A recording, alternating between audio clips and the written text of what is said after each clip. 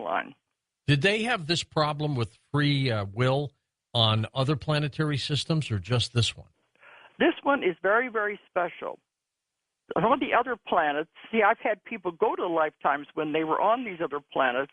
There are some planets that have no free will, and it's horrible. And other planets have a different kind of lesson, and it's not as hard as ours. They said Earth is a very challenging planet. They're really afraid of us. They're afraid of our violence. They said this is a young planet that's been isolated over here in this part of the galaxy on purpose. They don't want us to contaminate the rest of the developing species because of our violence. Are they puzzled by the violence, Dolores? They don't understand it. They said, how can you kill each other? That's because life is so sacred. They can't understand that, but they can only observe. So they've been watching us all of this time, monitoring, just to see, because there are records that are being kept in the histories of each planet has a history, and this is in the councils. And when a planet reaches a point it can have life, that's a very important point in the history of that planet, and that's when they're given their life charter. So they keep records of everything that is happening to the whole planet. I'm beginning to see a picture here of why they started showing up again 50 years ago. And some of the people who they talked about having these implants up in their nostrils, that is because they are recording everything that is being heard and everything that is being seen, and it all goes into the computers and the history books on their channel, on their the home council. Okay, so anyway, they've been monitoring us and watching us and shaking their heads at these little kids. What are they doing now? And we were given, the different inventions as it was time for us to have it. What caught their attention was the explosion of the atomic bomb in 1995. Which they didn't give us, right? No, they said, we did not give them that information. They were not supposed to have it. It was too powerful. The human race was not ready for it. And it really got their attention because they said they won't know what to do with it. And it could blow up the world. Now, that's the exception I mentioned earlier. Only if we get to the point where we could destroy the world would they have to step in. Because if the world was destroyed, it would send reverberations out through space, and it would interfere with other planets, other galaxies, other dimensions, and it could never be allowed to happen. Is that why we hear stories of craft being above atomic weapons arsenal sites and they're dismantled, for example? Oh, well, they are monitoring all of that, and I know, Bob Dean.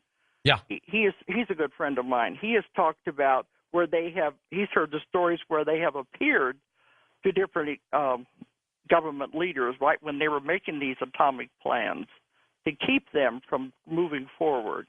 And I believe, Bob, he has a lot of information.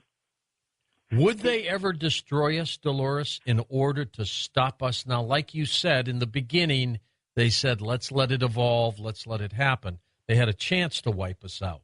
Would they do it this time? No, because they said life is too special. This is part of the collection of sperms and ova. They're stored. In case the human race were to destroy itself, they could reproduce us.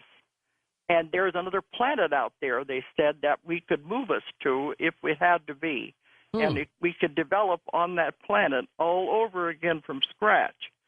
But it's a planet that is a little different than Earth, but it has the same chemical composition in the gases in the air. But this is just in case, and they don't want us to go that far.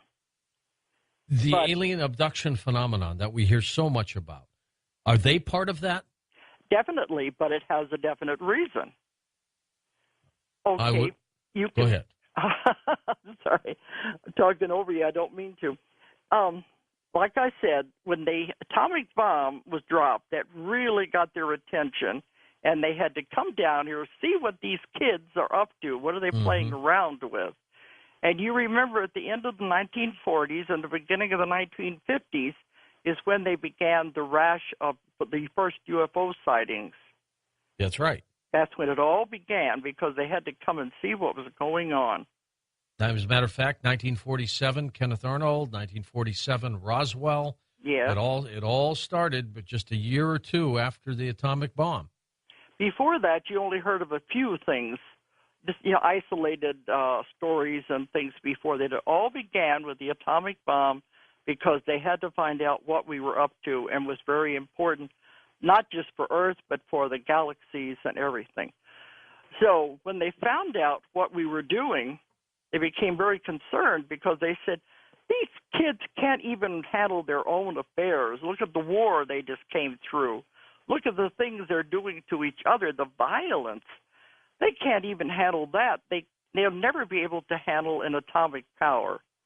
So they were very concerned, what are we going to do to ourselves? So they went back to the council. I said, couldn't you just come in and say, stop it with the atomic power?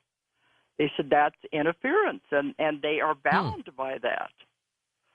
So they came up with what I think is a brilliant plan that I don't think anyone else would have ever come up with but the ones who created us. Do we have time? Do we tell it right now, or do you want to? We're coming up on a break in a minute, and I'm sure this is going to be a big part. I think it'd be a good holding point. But they went back to the council and discussed this. They said, all right, we cannot interfere from the outside. What if we do it a different way from the inside? I wonder who concocted that idea. The ones in the council. So this is what will bring me up to the three waves of volunteers.